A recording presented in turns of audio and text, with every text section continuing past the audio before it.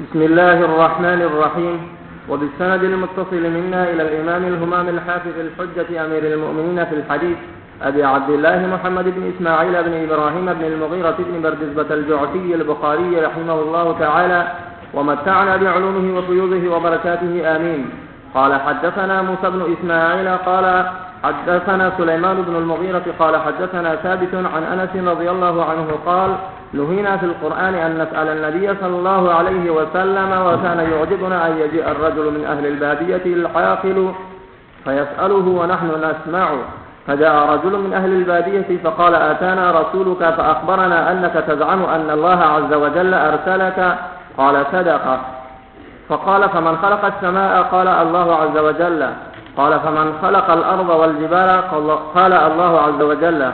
قال فمن جعل فيها المنافع؟ قال الله عز وجل.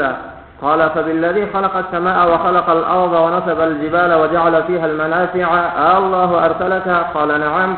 قال زعم رسولك أن علينا 5 صلوات وزكاة في أموالنا؟ قال صدق. قال بالذي أرسلك الله أمرك بهذا؟ قال نعم. قال وزعم رسولك أن علينا صوم شهر في سنتنا؟ قال صدق. قال فبالذي أرسلك الله أمرك بهذا؟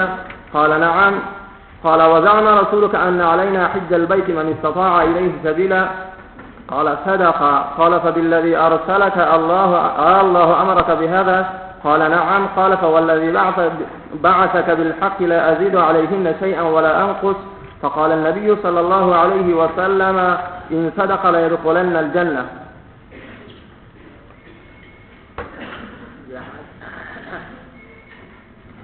حاضری کا کیا نظام بنایا ہے آپ لوگوں نے؟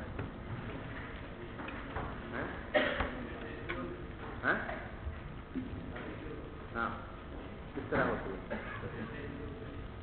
کس طرح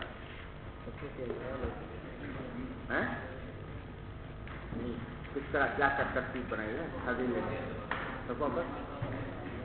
ہر شخص میں مقرر ہو گیا جو حاضری لیتے ہیں تو پھر روزانہ کی روزانہ رجسٹر میں درج کرتے ہیں کہ نہیں؟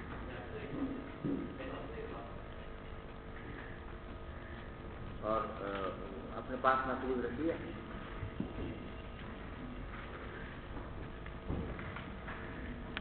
تو اب مثلا اب گھنٹہ ہو گیا تو کتنے لیے حاضری؟ ہاں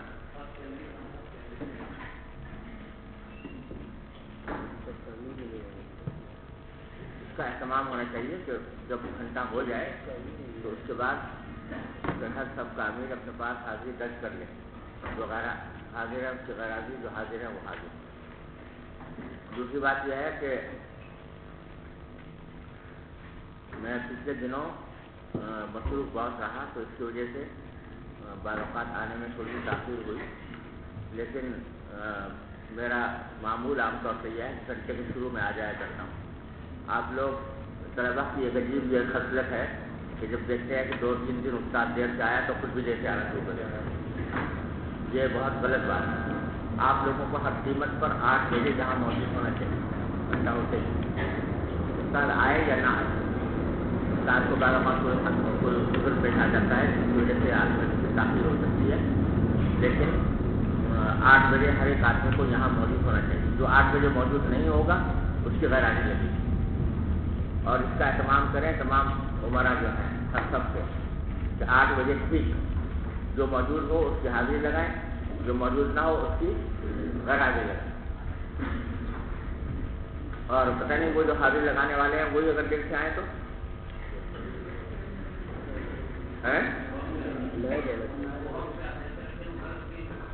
ہاں اس کا اہتمام کرو.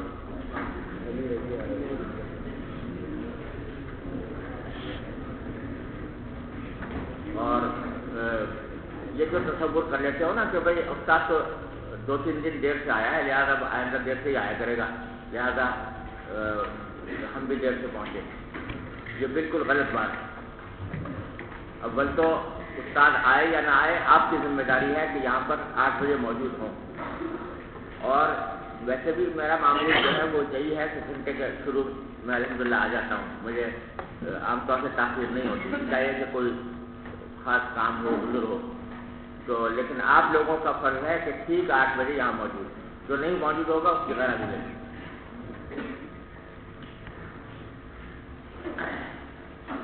بسم اللہ الرحمن الرحیم، الحمدللہ رب العالمین، والصلاۃ والسلام علی رسولہ الکریم وعلی آلہ واصحابہ اجمعین، اما بعد۔ کل جو حدیث پڑھی تھی حضرت امام ابن ثعلبہ رضی اللہ تعالیٰ عنہ کی، کہ وہ بنو سعد بن بکر سے تعلق رکھتے تھے اور آ کر نبی کریم صلی اللہ علیہ وسلم سے کچھ سوالات کیے۔ کل جو حدیث پڑھی تھی اس میں دو باتیں قابل ذکر ہیں۔ ایک بات تو یہ کہ اس میں شراح حدیث کا کلام ہوا ہے کہ آیا یہ پہلے ہی مسلمان ہو چکے تھے امام ابن ثعلبہ اور مزید معلومات کرنے کے لیے آئے تھے، یا پہلے سے مسلمان نہیں تھے اور اس موقع پر اسلام لائے۔ دونوں قول ہیں۔ جو حضرات یہ کہتے ہیں کہ یہ پہلے مسلمان نہیں تھے اور اسی موقع پر آ کر اسلام لائے، وہ اس جملے سے استدلال کرتے ہیں جو انہوں نے آخر میں کہا، فقال الرجل آمنت بما جئت به، آمنت بما جئت به، یہ گویا اب ایمان لائے گا۔ اور دوسری وجہ وہ یہ بیان کرتے ہیں کہ انہوں نے نبی کریم صلی اللہ علیہ وسلم سے جو خطاب کیا تو اس میں حضور اقدس صلی اللہ علیہ وسلم کا نام لیا کہ ایکم محمد، اور جب خطاب کیا تو یہ کہا کہ یبن عبد المطلب۔ حالانکہ جو لوگ مسلمان ہو چکے ہوتے تھے اور صحابہ کرام بن جاتے تھے تو وہ آپ کو اپنے نام لے کر مخاطب نہیں کرتے تھے، یا رسول اللہ کہہ کر مخاطب کرتے تھے۔ تو اس سے بھی بعض لوگوں نے یہ کہا کہ اس وقت تک اسلام نہیں لائے تھے، لیکن بعد میں جب سوالات کا جواب مل گیا تو اس کے بعد اسلام لائے۔ دیکھو بھائی، پڑھنے والا جو ہے جب یہ پڑھ کے کوئی عبارت اس کو بند کر دیا کرو، جب پڑھو تو پھر کھولو۔ بات سمجھ آئی؟ اور دوسرے حضرات یہ کہتے ہیں کہ نہیں، یہ اسلام لا چکے تھے، اور زیادہ راجح بات یہی ہے کہ اسلام پہلے ہی لا چکے تھے اور اب مزید معلومات کرنے کے لیے آئے تھے، جس کی دلیل یہ ہے کہ انہوں نے کہا کہ وَأَنَا رَسُولُ مَن وَرَائِي مِن قَوْمِي، کہ میرے پیچھے جو میں قوم کو چھوڑ کر آیا ہوں ان کا میں پیغامبر ہوں، ان کا ایلچی بن کر آیا ہوں، ان کی طرف سے قاصد بن کر آیا ہوں تاکہ آپ سے سوالات کروں۔ تو اس کا معنی یہ ہے کہ ان کی قوم کے لوگ بھی مسلمان ہو چکے تھے اور یہ بھی مسلمان ہو چکے تھے اور مزید معلومات اور تعلیم حاصل کرنے کے لیے آئے تھے۔ جہاں تک تعلق ہے آمنت بما جئت به کا، تو یہ تو ضروری نہیں کہ یہ وہی شخص کہے جو پہلے کافر ہو، بلکہ جو ایمان لا چکا ہے، مسلمان ہو چکا ہے، وہ بھی اگر یہ کہے کہ آمنت بما جئت به تو اس میں کوئی مذاکرہ نہیں۔ رہا یہ کہنا کہ یہ انہوں نے حضور اقدس صلی اللہ علیہ وسلم کو یبن عبد المطلب کہہ کر خطاب کیا، تو یہ درست ہے کہ صحابہ کرام حضرت صلی اللہ علیہ وسلم کو یا رسول اللہ کہہ کر خطاب کرتے تھے، لیکن یہ بالکل نو مسلم تھے، نئے اسلام لائے تھے، ابھی پوری طرح آداب سے واقف نہیں تھے۔ اس واسطے اگر یہ یبن عبد المطلب کہہ کر انہوں نے خطاب کر دیا تو اس سے لازم نہیں آتا کہ یہ اس وقت مسلمان نہ ہو۔ ایک بات تو یہ قابل ذکر تھی۔ دوسری بات قابل ذکر یہ ہے کہ اس میں آپ نے دیکھا کہ انہوں نے 5 نمازوں کے بارے میں سوال کیا، پھر رمضان کے روزوں کے بارے میں سوال کیا، پھر جو ہے زکوٰۃ کے بارے میں سوال کیا، لیکن حج کا ذکر یہاں نہیں، اس روایت میں حج کا ذکر نہیں۔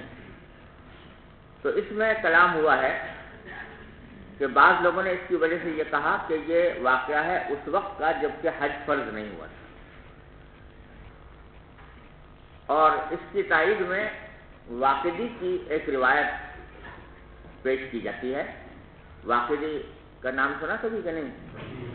مورخ ہیں واقدی، اور یہ مشہور مورخ ہیں، اور ان کی کتابیں مغازی اور فتوح الشام اور فتوح مصر وغیرہ چھپی ہوئی ہے۔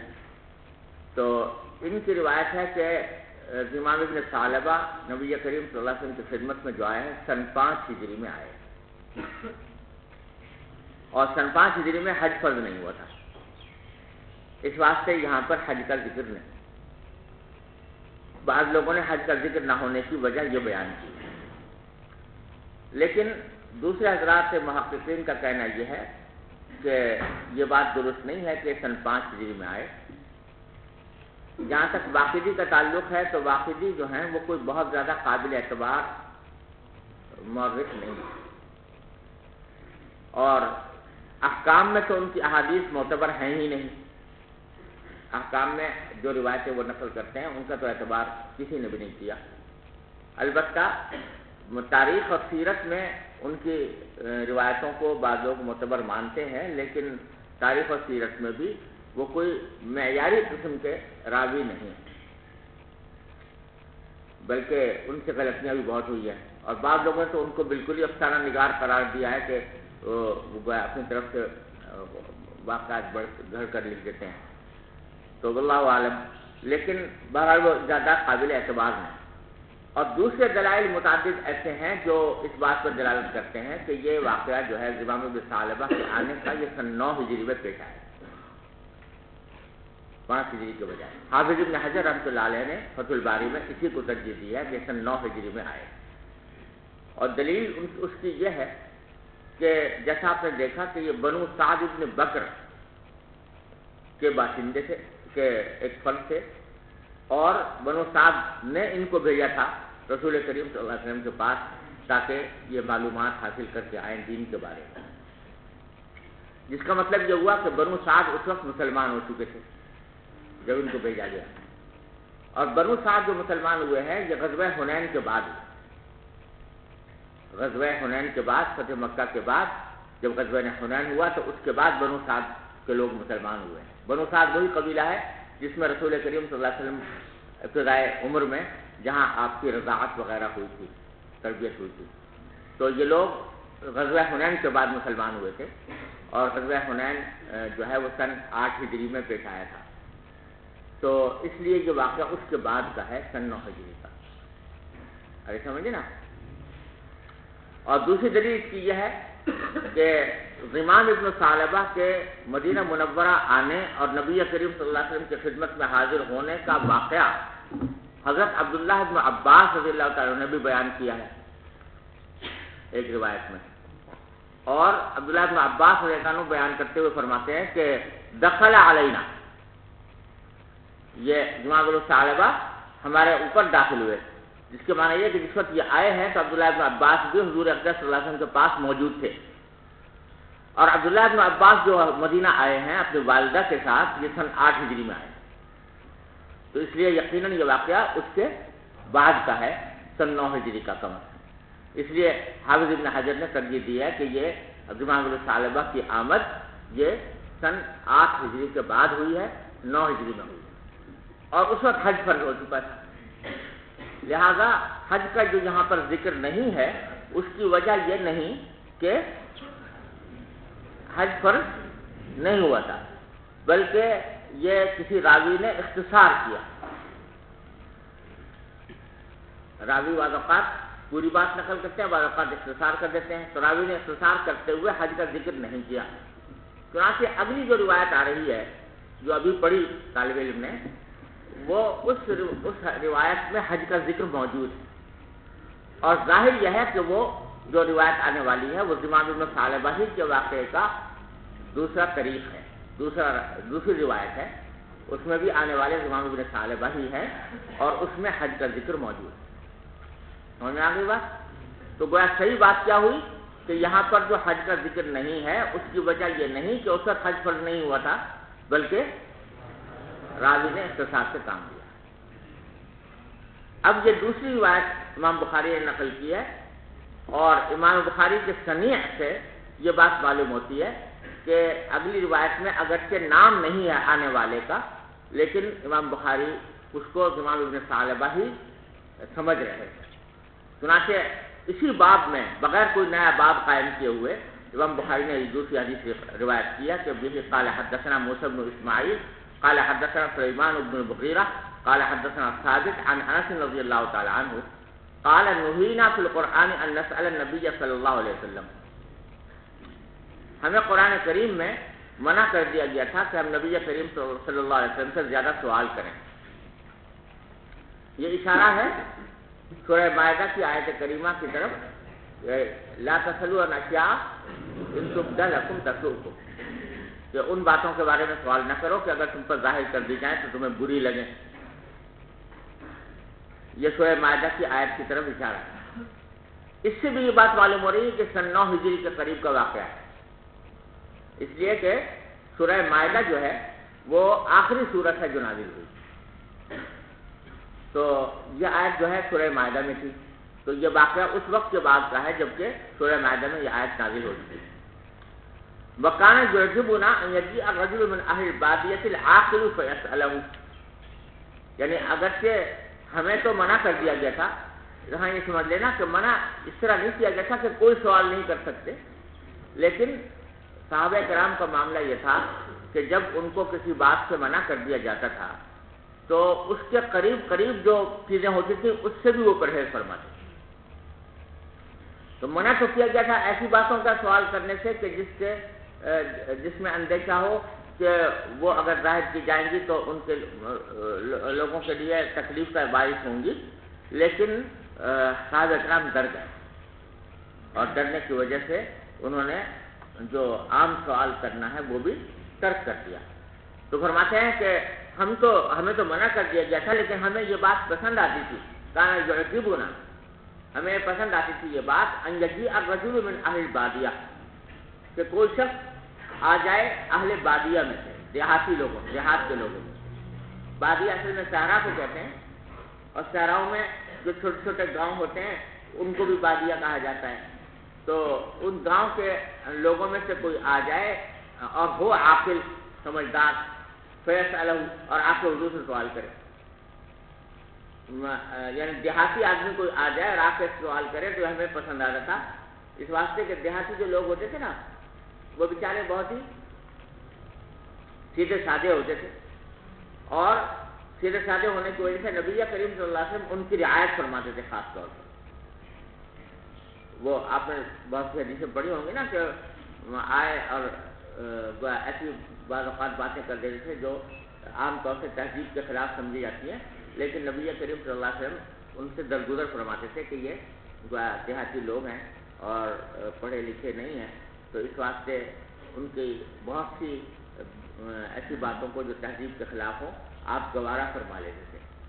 پڑھا ہوگا آپ نے ترمذی میں کہ آگے آ کے پیشابی کر دیا وہاں مسجد میں. تو اس طریقے سے مختلف باتیں ہوتی تھی لیکن آپ ان کو گوارا فرما لیتے تھے. تو اسی طرح اگر کوئی دیہاتی آ کر سوال کرتا تھا تو چاہے سوال جو ہے وہ انگڑھی کیوں نہ ہو لیکن آپ اس کو مناسب طریقے پر جواب دے دیتے تھے. اس واسطے صحابہ کرام فرماتے ہیں کہ ہمیں یہ پسند آتی تھی بات کہ کوئی دیہاتی آدمی آ جائے اور سمجھدار ہو اور آ کر وہ حضور سے سوال کرے تو سوال کا آپ جو جواب دیں گے اس سے ہمیں بھی فائدہ ہو جائے گا. ارے سمجھ گئے نا؟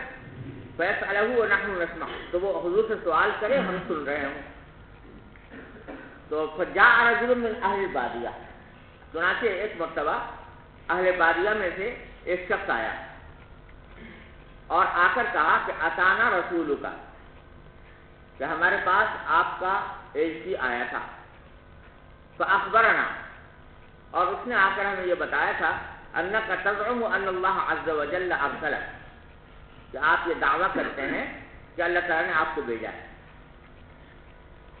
تزعمو کے معنی زعم یزعم کے معنی دعویٰ کرنا، آپ یہ دعویٰ کرتے ہیں کہ اللہ تعالیٰ نے آپ کو بھیجا ہے. بکثرت یہ لفظ جو ہے یہ غلط دعوے کے لیے بھی استعمال ہوتا ہے، لیکن ضروری نہیں کہ غلط دعوے کے لیے استعمال ہو، صحیح دعوے کے لیے بھی استعمال ہو جاتا ہے. اور یہاں وہی مراد ہے کہ ہمیں یہ پتہ چلا ہے، ہمیں رسول نے یہ بتایا تھا آپ کے ایجنسی نے کہ آپ یہ دعویٰ کرتے ہیں کہ اللہ تعالیٰ نے آپ کو بھیجا ہے. قال صدق، تو حضور نے فرمایا کہ ہاں اس نے سچ کہا، میں نے واقعی یہ دعویٰ کیا ہے کہ اللہ تعالیٰ نے مجھے بھیجا ہے. فقال فمن خلق السماء، تو اس نے کہا کہ پھر اللہ کو ذرا بتائیے کہ آسمان کو کس نے پیدا کیا؟ قال اللہ عز وجل، حضور نے فرمایا کہ اللہ عز و جل نے پیدا کیا. قال فمن خلق الارض والجبال قال اللہ عز و جل. قال فمن جعل فيها المنافع, کون ہے جس نے اس آسمانوں اور زمین میں منافع رکھے ہیں انسان کے لیے؟ قال اللہ عز و جل. قال, تو اس پر اس شخص نے کہا کہ فبالذی خلق السماء وخلق الارض ونصب الجبال وجعل فيها المنافع. یہ بات جو ہے قسم کی ہے, قسم ہے اس ذات کی جس نے آسمان کو پیدا کیا, زمین کو پیدا کیا, اور اس میں پہاڑ نصب فرمائے, اور اس میں منافع پیدا کیے. اللہ ارسلک, کیا واقعی اللہ نے آپ کو بھیجا ہے؟ قال نعم, آپ نے فرمایا کہ ہاں. قال زعم رسولک ان علینا 5 صلوات وزکاة فی اموالنا. قال صدق. قال بالذی ارسلک اللہ امرک بہذا. میں قسم دیتا ہوں آپ کو اس ذات کی جس نے آپ کو بھیجا ہے, کیا واقعی اللہ نے آپ کو ان چیزوں کا حکم دیا ہے, یعنی نماز اور زکوٰۃ کا؟ قال نعم. قال وزعم رسولک ان علینا صوم شہر فی سنتنا. فقال صدق. تو آپ نے فرمایا کہ ہاں اس نے صحیح کہا. قال فبالذی ارسلک اللہ امرک بہذا. قال نعم. قال وزعم رسولک ان علینا حج البیت من استطاع الیہ سبیلا. کہ یہ اس نے بتایا کہ ہمارے اوپر حج فرض ہے, جس کو بھی طاقت ہو اس کا راستہ قطع کرنے کی. یہاں حج کا ذکر آ گیا. تو قال صدق. تو آپ نے فرمایا کہ ہاں اس نے صحیح کہا. قال فبالذی ارسلک اللہ امرک بہذا. قال نعم. قال فوالذی بعثک بالحق. تو آپ نے فرمایا, تو اس شخص نے کہا کہ قسم اس ذات کی جس نے آپ کو حق دے کر بھیجا ہے, لا ازید علیہن شیئا ولا انقص. میں نہ اس پر کوئی زیادتی کروں گا ان چیزوں پر جو آپ نے کہی ہیں, اور نہ ان میں کمی کروں گا. فقال النبی صلی اللہ علیہ وسلم. تو آپ نے فرمایا کہ ان صدق لیدخلن الجنہ. اگر اس نے سچ بولا ہے تو سچ کہہ رہا ہے, یہ واقعی یہ اس نے زیادتی کمی نہ کی ان چیزوں میں, تو یہ جنت میں داخل ہوگا. ارے سمجھو, یہ حدیث ہے, اس میں 2 باتیں قابل ذکر ہیں. ایک بات یہ کہ یہ اس حدیث میں آپ نے دیکھا کہ آنے والے کا نام مذکور نہیں. تو بعض حضرات کا کہنا تو یہ ہے کہ یہ وہی ہیں جو پچھلے حدیث میں گزرے ہیں, ضمام ابن ثعلبہ. البتہ اس حدیث میں نسبتاً ان کی باتیں زیادہ تفصیل کے ساتھ ذکر کی گئی ہیں, پہلی روایت میں اختصار تھا. اور بعض حضرات کہتے ہیں کہ نہیں, یہ ضمام ابن ثعلبہ کا واقعہ نہیں ہے, یہ کوئی اور. ضمام ابن ثعلبہ کے واقعے کے سیاق میں اور اس سیاق میں کچھ فرق ہے. اس فرق کی وجہ سے بعض حضرات کہتے ہیں کہ یہ دونوں الگ الگ واقعات ہیں. پیچھے جو روایت گزری تھی وہ ضمام ابن ثعلبہ کی تھی, اور یہ کوئی دوسرے صاحب تھے جو حضور کی خدمت میں حاضر ہوئے. لیکن بہت سے محققین کا رجحان اسی طرف ہے کہ یہ ضمام ابن ثعلبہ ہی ہیں. البتہ پہلی روایت میں اختصار تھا, اس میں نسبتاً تفصیل کے ساتھ ان کا مکالمہ بیان کیا گیا ہے, اور اس میں حج کا بھی ذکر موجود ہے جو پچھلی روایت میں نہیں تھا.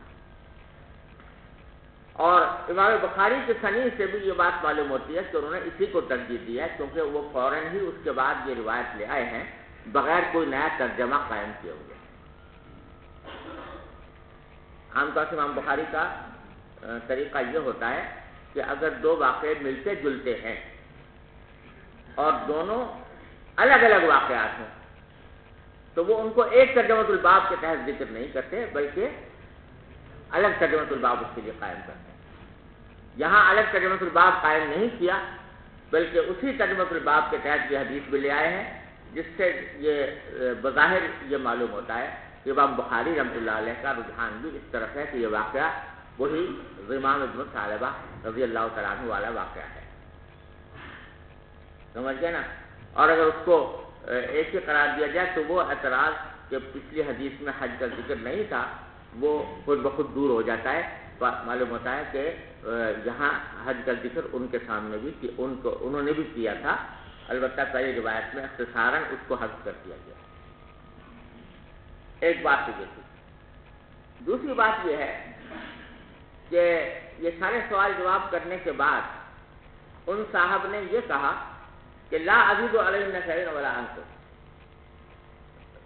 ان چیزوں میں نہ زیادتی کروں گا نہ کمی کروں گا. اور آپ نے ان کی اس بات کی تقریر بھی فرمائی کہ اگر یہ سچ کہتا ہے تو جنت میں جائے گا. تو جہاں تک کمی نہ کرنے کا تعلق ہے وہ تو بات سمجھ میں آتی ہے کہ کمی اگر نہ کریں تو یعنی کمی تو نہ کرنا یہ عین مراد ہے، مقصود ہے کہ جو باتیں کہی گئی ہیں ان میں کمی نہ کریں. لیکن یہ جو کہا کہ میں زیادتی بھی نہیں کروں گا، تو اس کا مطلب تو یہ ہوا کہ جو فرض ہیں فرائض ہیں ان پر اکتفا کروں گا اور کوئی نفلی عبادت نہیں کروں گا. یعنی جب ان پر اضافہ نہیں کر رہا تو معنی کیا ہوئے کہ بھائی جو 5 نمازیں ہیں اس کے سوا کوئی نماز نہیں پڑھوں گا. اس کا معنی یہ ہے کہ تہجد نہیں پڑھوں گا، مثلا اشراق نہیں پڑھوں گا، ہے نا. اور یہ جو کہا کہ 1 مہینے کے روزے پر اضافہ نہیں کروں گا تو معنی یہ ہے کہ نفلی روزہ کبھی زندگی بھر نہیں رکھوں گا. سمجھے نا. اور جو ہے یہ حج یا زکوٰۃ، جو زکوٰۃ فرض ہے بس وہ دوں گا، صدقہ کبھی نہیں دوں گا. جو حج فرض ہے وہ کروں گا، اس کے علاوہ کبھی نفلی حج نہیں کروں گا. تو ایک طرح سے نوافل کو بالکل یا ترک کرنے کا اعلان ہے یہ. تو اس پر یہ تو کوئی قابل تعریف بات نہیں ہے جس کی بنا پر کہا جائے کہ اگر یہ سچ کہہ رہا ہے تو جنت میں جائے گا. یہ تو کوئی قابل تعریف بات نہیں ہے کہ آدمی یہ عہد کر لے کہ میں زندگی بھر کوئی نفلی عبادت نہیں کروں گا. یہ اشکال ہوتا ہے. اس کے 2 جواب ہیں. ایک جواب تو یہ ہے کہ فرض کرو کوئی شخص اگر ایسا کرتا ہے، یہ کہتا ہے کہ میں سارا فرائض و واجبات پر اکتفا کروں گا اور کوئی نفلی عبادت نہیں کروں گا. تو کیا نفلی عبادت نہ کرنا اس کی بنا پر اس کے جنت میں داخل ہونے سے کوئی رکاوٹ پیدا ہوگی؟ فرض کرو کوئی شخص ہے ایسا کہ ساری زندگی فرائض و واجبات کی تو کوئی کمی نہیں کرتا، اور فرائض و واجبات کے ساتھ جو چیزیں ملحق ہیں جیسے سنن مؤکدہ ان میں بھی کوتاہی نہیں کرتا، لیکن تہجد ساری عمر نہیں پڑھا، اشراق ساری عمر نہیں پڑھا، تو کیا اس سے جنت میں داخل ہونے میں رکاوٹ ہوگی؟ نہیں ہوگی. سمجھے نا. لہٰذا نبی کریم صلی اللہ علیہ وسلم نے اگر یہ فرمایا کہ اگر یہ شخص کہتا ہے جنت میں جائے گا تو اس پر کوئی اشکال کی بات نہیں، کیونکہ نوافل کا پڑھنا جنت میں داخل ہونے کے لیے کوئی لازمی شرط نہیں. لہٰذا اگر اس کو بالکل ظاہری مفہوم پر بھی لیا جائے تو کوئی اشکال کی بات نہیں. لیکن ایک جواب تو یہ ہے دیا جا سکتا ہے، لیکن زیادہ صحیح بات مجھے یہ معلوم ہوتی ہے واللہ عالم کہ اس نے جو یہ کہا کہ میں اس پر کوئی اضافہ نہیں کروں گا، اس میں کوئی کمی نہیں کروں گا، یہ اس کا مطلب یہ نہیں ہے کہ ساری زندگی نفل نہیں پڑھوں گا، بلکہ اس کا مطلب یہ ہے کہ آپ نے جو چیزیں فرض اور واجب قرار دی ہیں ان پر اپنی طرف سے کسی فرض و واجب کا اضافہ نہیں کرو. سمجھے نا. آپ نے جن چیزوں کو فرض قرار دے دیا، واجب قرار دے دیا، بس انہی کو فرض و واجب سمجھوں گا، اس سے زائد کسی چیز کا اضافہ ان کے اوپر نہیں کروں گا. اپنی طرف سے یہ نہیں کہوں گا کہ یہ بھی فرض ہے یہ بھی واجب ہے. تو مقصود یہ نہیں ہے کہ نفلی عبادتوں کے نہ کرنے کا عزم ظاہر کر رہا ہو تو نفلی عبادت ساری زندگی نہیں کروں گا، بلکہ وہ جو باتیں نبی کریم صلی اللہ علیہ وسلم نے ضروری قرار دی ہیں ان کے بارے میں کہہ رہے ہیں کہ میں اس کے اوپر اپنی طرف سے کوئی اضافہ نہیں کروں گا. کیونکہ اگر اپنی طرف سے کوئی اضافہ کرے وہ تو بدعت ہے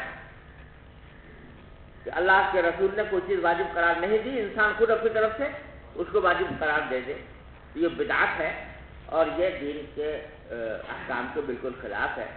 تو اس واسطے ان کا مقصد اصل میں یہ تھا، نوافل کی نفی مقصود نہیں تھی، بلکہ اپنی طرف سے کسی فریضے کے اضافے کی نفی مقصود تھی کہ میں یہ کام نہیں کروں، تو اس صورت میں کوئی اشکال باقی نہیں ہے۔ ارے سمجھ جاؤ، چلو باب ما يذكر في المناولة وكتاب أهل العلم بالعلم إلى البلدان.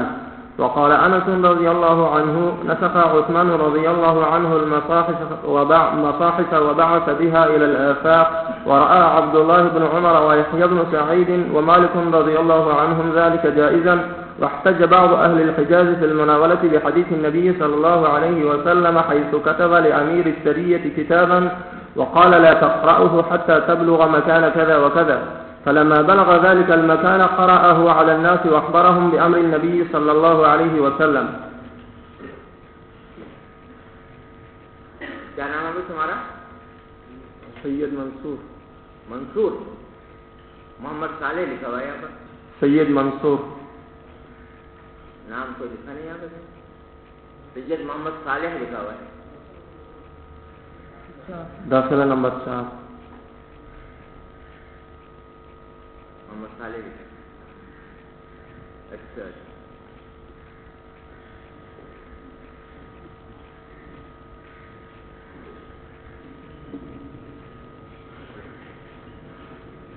باب ما یذکر فی المناولہ و کتاب اہل العلم بالعلم الی البلدان.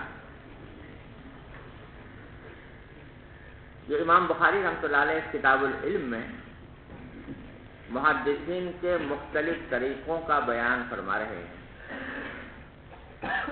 چنانچہ آپ نے دیکھا کہ شروع میں امام بخاری رحمۃ اللہ علیہ نے باب قائم کیا تھا جس میں یہ بتایا تھا کہ حدثنا، اخبرنا، انبأنا، یہ سب الفاظ استعمال کیے جا سکتے ہیں اور تینوں کے معنی ایک. اس کے لیے ایک باب قائم کیا تھا نا. بیچ میں ضمناً یہ مسئلہ بیان کر دیا تھا کہ بھائی استاد اگر شاگرد سے کوئی سوال کرے اس کے قابلیت کا اندازہ کرنے کے لیے تو یہ بھی جائز ہے. بیچ میں ضمناً آگے کی یہ بات. پھر دوسرا باب آگے قائم کیا تھا جو ابھی آخری باب جو ہم نے پڑھا ہے، باب القراءۃ والعرض علی المحدث، کہ محدث کے اوپر، استاد کے اوپر شاگرد جو ہے وہ کوئی حدیث پڑھے اور عرض کرے تو یہ طریقہ بھی جائز ہے. اس کے بعد اس کو آگے حدثنا کہہ کر روایت کرنا بھی جائز ہے. اب اسی سلسلے کی ایک تیسری کڑی ہے جو یہ باب قائم کیا، باب ما یذکر فی المناولہ. اس میں یہ سمجھ لیجئے کہ یہ قراءت استاد کی ہو شاگرد کے اوپر یا شاگرد کی ہو استاد کے اوپر، یہ اس وقت ہوتا ہے جبکہ باقاعدہ کوئی آدمی کسی شیخ کے پاس جا کر اس کی شاگردی اختیار کرے اور کچھ مدت تک اس کے پاس رہے اور جا کر اس سے حدیثیں حاصل کرے. یہ دونوں طریقے اس وقت استعمال ہوتے ہیں، سمجھے نا. اور ایک طریقہ یہ تھا کہ جس میں شاگرد استاد کے پاس جا کر باقاعدہ طالب علم بن کر رہتا نہیں بلکہ دور دور سے اس کی احادیث حاصل کرتا ہے، سمجھے نا. اب اس کے دو طریقے ہیں، ایک کو مناولہ کہتے ہیں اور ایک کو مکاتبہ کہتے ہیں. مناولہ کہا جاتا ہے اس کو کہ ایک شخص کسی شیخ کے پاس گیا اور شیخ کے پاس اس کی اپنی روایت کردہ حدیثوں کا ایک مجموعہ مرتب ہے، اپنی روایت کردہ حدیثوں کا ایک مجموعہ مرتب شکل میں موجود ہے. شیخ نے وہ صحیفہ دے دیا شاگرد، جاؤ بھائی میں تمہیں دیتا ہوں، یہ میری روایت کردہ حدیثیں ہیں. تو شاگرد نے استاد سے حدیثیں پڑھی نہیں، نہ استاد نے پڑھ کر شاگرد کو سنائی، نہ شاگرد نے پڑھ کر استاد سے تصدیق کروائی، بلکہ استاد نے وہ صحیفہ دے دیا، اس کو کہتے ہیں مناولہ۔ ارے سمجھ رہے ہو؟ پھر یہ مناولہ بعض اوقات مقرون بالاجازہ ہوتا ہے۔ مقرون بالاجازہ سے کیا مانا؟ کہ جس وقت استاد نے یہ صحیفہ شاگرد کو دیا تو ساتھ ہی یہ بھی کہتا ہے کہ بھائی یہ میرا روایت کردہ حدیثوں کا صحیفہ ہے، یہ میں تمہیں دیتا ہوں اور تمہیں اجازت دیتا ہوں کہ اس میں جو حدیثیں ہیں ان کو میرے واسطے سے تم روایت کر سکتے۔ تو یہ مناولہ کیسا ہوا؟ مقرون بالاجازہ۔ ارے سمجھ گئے؟ اور دوسری شکل یہ ہے کہ دے تو دیا اور یہ کہہ دیا کہ یہ میری حدیث ہے، یہ میں تمہیں دے رہا ہوں، لیکن اجازت کا لفظ صراحتاً استعمال نہیں کیا، تو یہ مناولہ غیر مقرون بالاجازہ ہوگی۔ سمجھ گیا بھائی؟ یہ ایک قسم ہوئی۔ دوسری چیز اس کو کتابہ یا مکاتبہ کہتے ہیں۔ وہ یہ ہے کہ استاد شاگرد کی ملاقات ہی نہیں ہوئی، استاد کہیں اور ہے اور شاگرد کہیں اور ہے، لیکن استاد نے کچھ حدیثیں لکھ کر خط کے طور پر لکھ کر شاگرد کو بھیج۔ ارے سمجھ رہے ہو؟ استاد نے شاگرد کو لکھ کر کچھ حدیثیں بھیج دیں تو اس کو کہتے ہیں کتابہ یا مکاتبہ۔ یہاں بھی دو صورتیں ہیں کہ یا مکاتبہ یا کتابہ مقرون بالاجازہ ہوگا یا غیر مقرون بالاجازہ ہوگا۔ مقرون بالاجازہ ہو تو یہ صورت ہوگی کہ استاد نے ایک حدیث یا حدیثیں لکھ کر بھیجی شاگرد کے پاس اور کہہ دیا کہ ان حدیثوں کو میں آپ کو روایت کرنے کی، اپنے سے روایت کرنے کی اجازت دیتا ہوں۔ یہ مکاتبہ کیسا ہوا؟ مقرون بالاجازہ۔ اور دوسری شکل یہ ہے کہ لکھ کر تو بھیج دیا لیکن اجازت نہیں روایت کرنے۔ سمجھ گئے بھائیو؟ یہ چار قسمیں ہو گئی نا، مناولہ مقرونہ بالاجازہ، مناولہ غیر مقرونہ بالاجازہ، مکاتبہ مقرونہ بالاجازہ، مکاتبہ غیر مقرونہ بالاجازہ۔ سمجھ گئے؟ اب اس میں بعض محدثین کا کہنا یہ تھا کہ مناولہ ہو یا مکاتبہ ہو، جب تک مقرون بالاجازہ نہ ہو اس وقت تک کسی شخص کے لیے جائز نہیں ہے کہ وہ اپنے شیخ کے حوالے سے اس حدیث کو روایت کرے، کیونکہ لکھ کے تو دے دیا یا صحیفہ تو دے دیا، لیکن جب استاد نے اجازت نہیں دی جب تک، تو اس استاد کی طرف منسوب کر کے اس حدیث کو روایت کرنا شاگرد کے لیے جائز نہیں۔ ارے سمجھے؟ اور بعض حضرات محدثین یہ فرماتے تھے کہ حدیث کو روایت کرنا تو جائز ہے، لیکن روایت کرتے وقت حدثنا یا اخبرنا یا انبانا کہنا جائز نہیں، بلکہ اگر مناولہ ہے تو ناولنی فلان کہیں گے، اور اگر مکاتبہ ہے تو کتبہ الیہ فلان کہیں گے۔ حدثنی کہہ کر یا اخبرنی کہہ کر وہ حدیث روایت کرنا چاہیے۔ سمجھ گئے؟ اگر صحیفہ دیا تھا کسی استاد نے، مناولہ کیا تھا، تو اب میں جب اس کو آگے روایت کروں گا تو کیا کہوں گا؟ ناول ہے، حدثنی نہیں کہتا۔ یا اگر کسی استاد نے لکھ کر بھیجی تھی حدیث تو میں کیا کہوں گا؟ کتب الیہ فلان۔ یہ نہیں کہوں گا کہ حدثنی یا اخبرنی. ارے خبر کیا؟ تو بعض لوگ تو کہتے ہیں کہ مقرون بالاجازہ نہ ہونے کی صورت میں روایت کرنا ہی جائز ہے. بعض کہتے ہیں کہ نہیں جائز تو ہے مگر ناولنی اور کتب الیہ کہیں گے، حدثنی کہنا جائز ہے. امام بخاری رحمۃ اللہ علیہ نے یہ باب جو قائم کیا ہے یہ ان سب محدثین کی تردید کے لیے قائم کیا ہے، اور یہ کہنا چاہتے ہیں کہ مناولہ ہو یا کتابہ ہو، مقرون بالاجازہ ہو یا غیر مقرون بالاجازہ ہو، چاروں صورتوں میں شاگرد کے لیے جائز ہے کہ اس حدیث کو اپنے استاد کی طرف منسوب کر کے روایت کرے.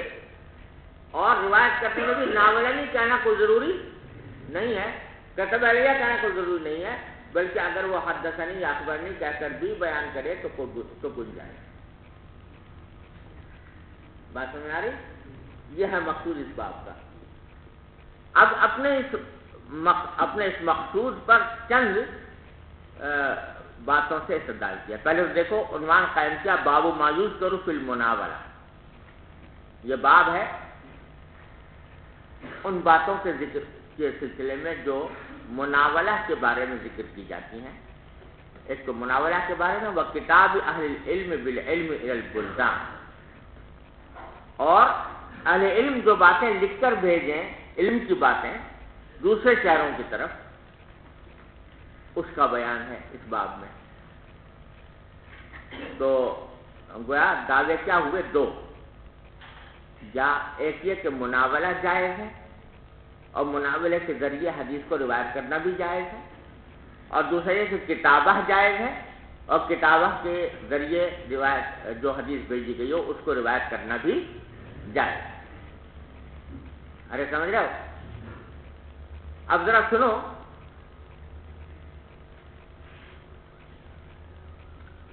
کہ اس اپنے مقصود پر کئی طریقے سے استدلال کیا امام بخاری نے ترجمۃ الباب میں. ایک تو فرماتے ہیں قال انس رضی اللہ تعالی عنہ، یہ تعلیقاً نقل کر رہے ہیں کہ نسخ عثمان المصاحف، حضرت عثمان رضی اللہ تعالیٰ عنہ نے مصاحف لکھوائے تھے، یعنی قرآن کریم کے نسخے. فبعث بهذه الآفاق، اور وہ نسخے لکھوا کر تمام آفاق میں بھیجے تھے، یعنی مختلف عالم اسلام کے مختلف شہروں میں بھیجے تھے. تفصیل تو اس کی آئے گی کتاب فضائل القرآن میں، لیکن خلاصہ یہ ہے کہ حضرت عثمان رضی اللہ تعالیٰ عنہ کے عہد مبارک تک سرکاری سطح پر لکھا ہوا تو نسخہ ایک ہی تھا جو اس کو ابوبکر صدیق رضی اللہ تعالیٰ عنہ نے جمع کرایا تھا حضرت زید بن ثابت رضی اللہ تعالیٰ عنہ سے، اور وہ نسخہ جو امام کہلاتا ہے الامام، اور وہ حضرت حفصہ رضی اللہ تعالیٰ عنہ کے پاس محفوظ تھا. اور اس میں صورتوں کی ترتیب یہ نہیں تھی جو موجودہ ترتیب ہے، اور اس میں تمام اس کے علاوہ بہت سے لوگوں کے پاس اپنے اپنے صحیفے مصاحف موجود تھے جو انہوں نے خود اپنے پاس لکھ کے رکھے ہوئے تھے، لیکن سب کا رسم الخط ایک نہیں تھا، اور قرأتیں بھی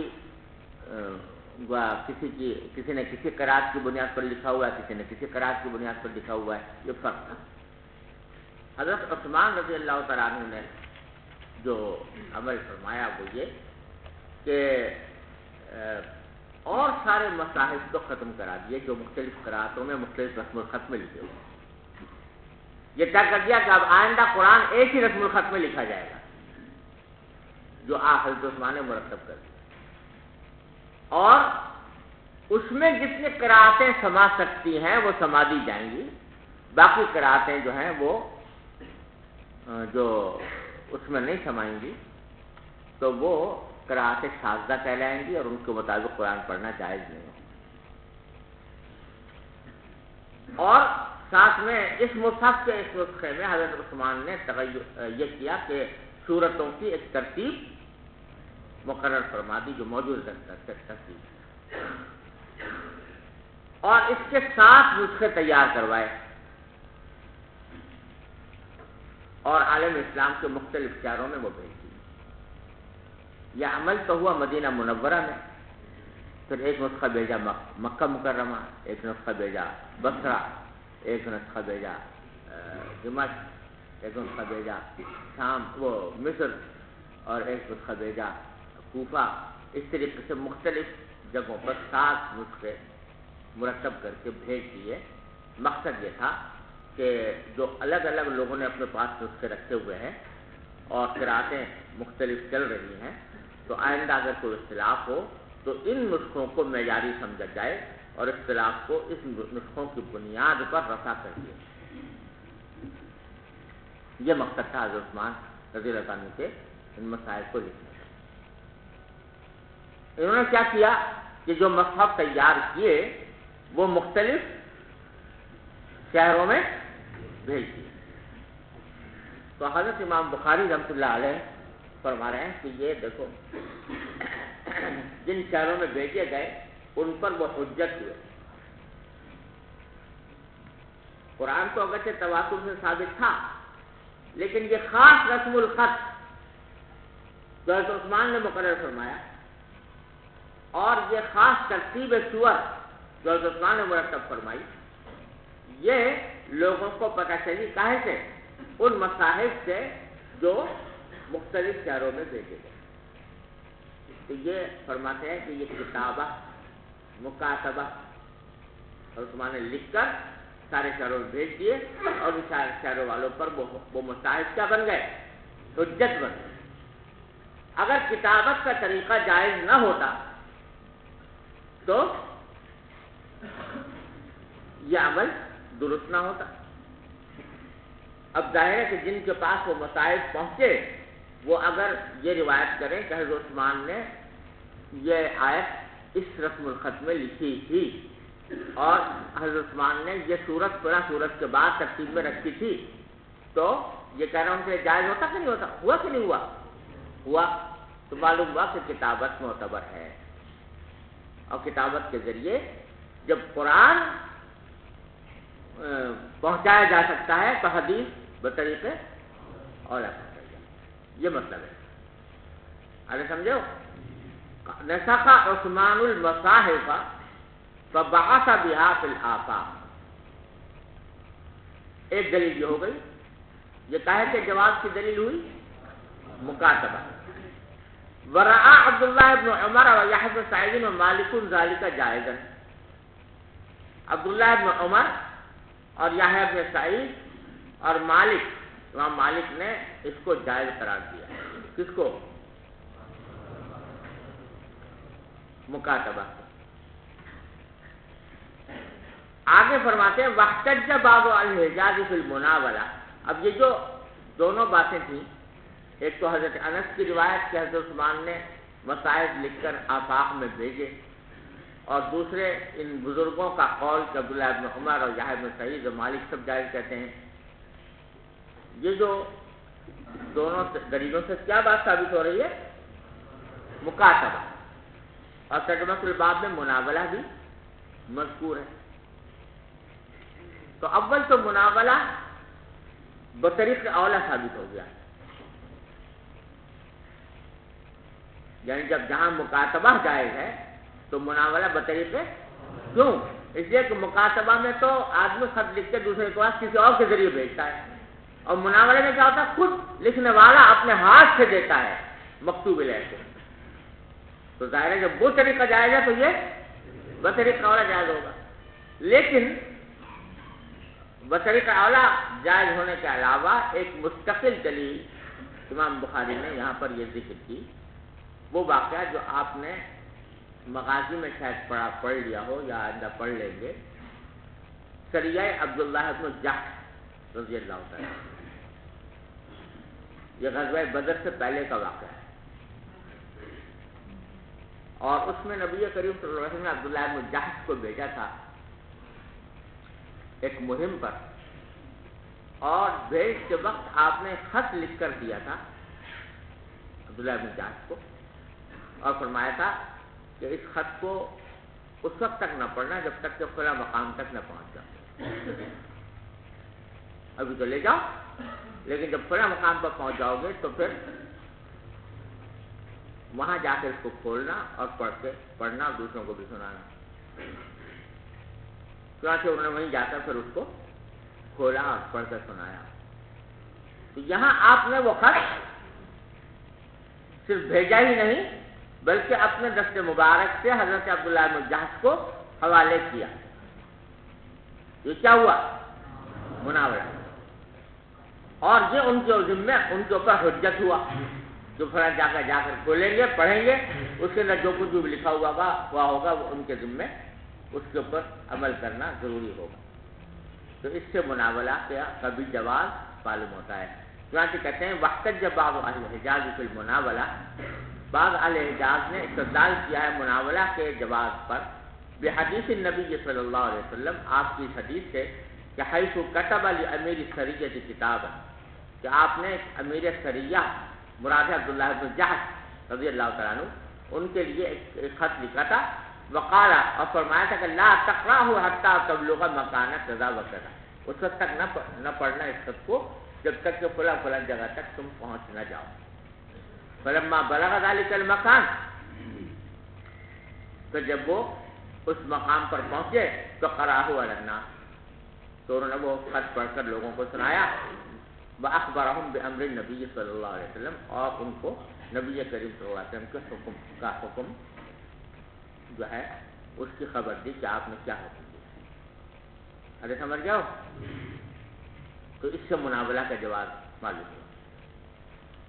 اب آگے حدیث نقل کر رہے ہیں، دو حدیثیں لائے ہیں اور دونوں حدیثیں متعلق ہیں نبی کریم صلی اللہ علیہ وسلم کے ان مکاتیب سے جو آپ نے دعوت کے لیے تبلیغ کے لیے مختلف بادشاہوں کے نام لکھے ہیں.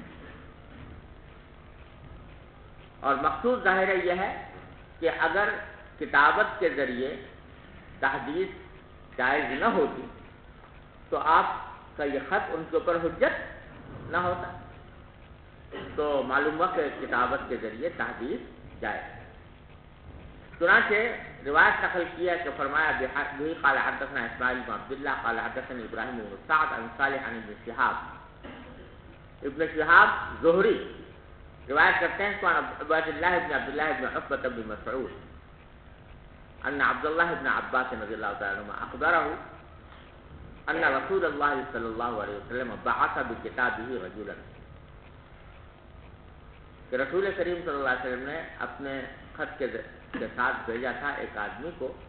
بأمرہ ان یدفعہ الی عظیم البحرین، اور حکم دیا تھا کہ اس خط کو وہ حوالے کریں بحرین کے سردار کے.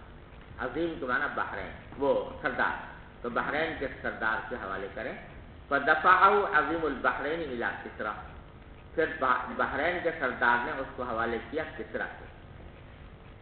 اصل میں ہوتا یہ تھا کہ یہ بڑے لوگ تھے نا، یعنی بڑی سپر طاقتیں تھیں اپنے زمانے کی، کسریٰ اور قیصر، تو براہ راست ان تک پہنچنا مشکل تھا. تو نبی کریم صلی اللہ علیہ وسلم نے خط جو بھیجا تو وہ بحرین کے سردار کے پاس بھیجا تاکہ وہ کسریٰ کے پاس پہنچائے. بحرین جو تھا وہ تو ایک صوبہ تھا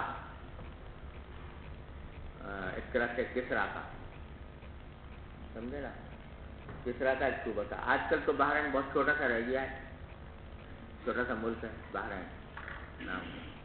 لیکن اس زمانے میں جو ہے یہ بحرین کا جو ملک تھا، صوبہ تھا، ایک اچھا بڑا علاقہ تھا. اور اس میں یہ آج کل اس کو کہتے ہیں ابو ظبی اور دبئی وغیرہ سب اس میں آ جاتے تھے. قطر بھی اس میں آ جاتا تھا، کویت کا کچھ حصہ بھی آ جاتا تھا. یہ سارا بحرین کا ہے. تو اس کا ایک سردار تھا، بادشاہ تھا، جس کو منذر بن ساوا کہتے ہیں. منذر بن ساوا اس کا نام تھا. اور یہ سب صوبہ تھا ایک کسریٰ کی سلطنت. تو نبی کریم صلی اللہ علیہ وسلم نے پہلے خط بھیجا بحرین کے سردار منذر بن ساوا کے پاس، اور پھر اسی کے ذریعے کسریٰ کے نام خط جو ہے وہ اسی کے ذریعے کسریٰ تک پہنچایا. اور لگتا یوں ہے واللہ عالم کہ دو خط تھے الگ الگ.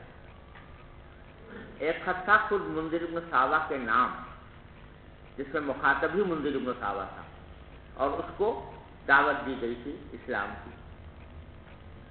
یہ خط اب بھی محفوظ ہے کہیں، اور اس کا نقش بحرین کی موجودہ حکومت نے اس کو ایک بڑے شاندار اس پر لوح کے اوپر اس کا نقش کر کے اس کو اپنا محفوظ رکھا ہے۔ میرے پاس بھی اس کا نقشہ موجود ہے۔ لیکن ایک دوسرا خط تھا جو کسریٰ کے نام، اور وہ بھی شاید منذر بن صحابہ کو دیا گیا تھا، اور مقصد یہ تھا کہ منذر بن صحابہ اس کو کسریٰ تک پہنچائے۔ فلما قرأ، جب اس شخص نے بدبخت نے کسریٰ نے پڑھا اس کو تو مزق، اس نے وہ چاک کر دیا۔ فحسبت ان ابن المسیب قال، کہتے ہیں میرا گمان یہ ہے کہ سعید بن مسیب نے یہ کہا تھا، یہ زہری کہہ رہے ہیں، زہری، کہ میرا گمان یہ ہے کہ سعید بن مسیب نے یہ واقعہ بیان کرنے کے بعد کہا تھا کہ فدعا علیہم رسول اللہ صلی اللہ علیہ وسلم، آپ نے ان کو بددعا دی، ان یمزقوا کل ممزق، کہ ان کو ان کے ٹکڑے ٹکڑے کر دیے جائیں۔ جس طرح انہوں نے نبی کریم صلی اللہ علیہ وسلم کے نام مبارک کو چاک کیا، تو آپ نے بددعا فرمائی کہ ان کے بھی ٹکڑے ٹکڑے کر دیے جائیں۔ سمجھے بھائیو؟ تو یہ جو واقعہ ہے چنانچہ ایسا ہی ہوا، نبی کریم صلی اللہ علیہ وسلم کی دعا قبول ہوئی، اور اس کے بعد ان کے درمیان اس قدر زبردست خانہ جنگی ہوئی کہ جن کی جو سلطنت تھی اس کا اتحاد پارا پارا ہو گیا۔ جس کا واقعہ یہ پیش آیا کہ یہ شخص جس نے کہ چاک کے، کسریٰ تو اصل میں لقب ہے نا، ہر ایران کے ہر بادشاہ کو کسریٰ کہتے تھے، لیکن یہ شخص جس نے کہ چاک کیا تھا اس کا نام پرویز تھا، اور اس شخص نے جب چاک کیا تو اللہ تبارک و تعالیٰ نے اس کی سلطنت کو اس طرح چاک کیا کہ یہ جو اس کا بیٹا تھا پرویز کا، وہ بیٹا، اس کی ایک بیوی تھی پرویز کی جس کا نام سیری تھا، اور اس کا ایک بیٹا تھا جو پہلی کسی بیوی سے تھا۔ تو اس نے یہ جو بیٹا تھا یہ اپنے باپ کی بیوی پر فریفتہ ہو گیا، اور کسی نہ کسی طرح اپنا مقصد اس سے حاصل کرنے کی کوشش کرتا تھا، لیکن جب اس کو اندازہ ہوا کہ باپ کی زندگی میں میں اپنا یہ مقصد حاصل نہیں کر سکتا تو باپ کو قتل کر دیا۔ اچھا، باپ کو بھی کچھ اندازہ ہو گیا تھا کہ میرا بیٹا جو ہے وہ اس فکر میں لگا ہوا ہے، تاک میں لگا ہوا ہے، اور اس کو بھی اندیشہ تھا کہ کہیں مجھے قتل نہ کر دو۔ تو اس نے چالاکی یہ کی تھی کہ اپنی خوابگاہ میں ایک زہر کی شیشی تھی، بہت قاتل زہر تھا، اس کی شیشی پر لکھ دیا مقوی باہ، اور وہ اپنے خوابگاہ میں وہاں رکھ دی مشہری کے پاس۔ تو باپ کو جب قتل کیا اس نے، پرویز نے، تو اس کو وہ نظر آئی شیشی، تو اس نے اس کو مقوی باہ دوا سمجھ کر وہ پی گیا اور خود بھی مر گیا۔ جب مر گیا تو اس کے بعد وہ جو سیری تھی اس کو پتہ لگا کہ اس نے جب دیکھا کہ شوہر بھی میرا مر گیا اور یہ بھی مر گیا، تو اس نے خودکشی کر دی، وہ بھی مر گیا۔ آخر کار ان لوگوں نے ایک عورت کو اپنا حکمران بنایا، اور اس وقت آپ نے یہ فرمایا تھا کہ لن یفلح قوم ولوا امرهم امرأة، جس کو جو قوم ایک عورت کو اپنا سربراہ بنا لے تو وہ فلاح نہیں پا سکتی۔ یہ بات آپ نے اس وقت ارشاد فرمائی تھی۔ اس کے بعد پھر خانہ جنگی میں مبتلا رہے گئے کسریٰ کے سارے خاندان والے، یہاں تک کہ نبی کریم صلی اللہ علیہ وسلم حضرت فاروق اعظم رضی اللہ عنہ کے زمانے میں ان کی سلطنت کا بالکل خاتمہ ہو گیا۔ بس صلی اللہ علیہ وسلم۔